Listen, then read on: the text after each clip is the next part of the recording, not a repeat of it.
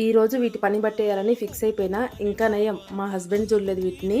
చూస్తే గనక ఇంకంతే సంగతులు, పనిలేదు బాటలేదు, ఏదో ఒకటి ఆర్డర్ చేస్తూనే ఉంటావు కదా అని ఒకటే క్లాస్ బిక్తాడు. నేనేమో మామిడికాయలని సంవత్సరం మొత్తం ఉండేలాగా స్టోర్ చేసుకుందామని మార్కెట్కి వెళ్ళి మామిడికాయలు తీసుకురమ్మంటే తీసుకొని వచ్చాను, నాకు అదే పని అంటాడు. ఆర్డర్ చేసుకుంటేనేమో ఇలా అంటాడు అనమాట.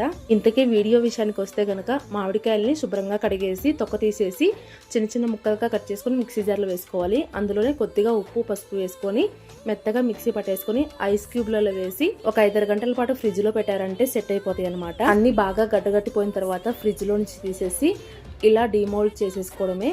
ఇలాంటి సిలికాన్ మౌల్డ్ లో వేసుకుంటే చాలా ఈజీగా వచ్చేస్తాయండి. చూసారు కదా ఎంత బాగా వస్తున్నాయో.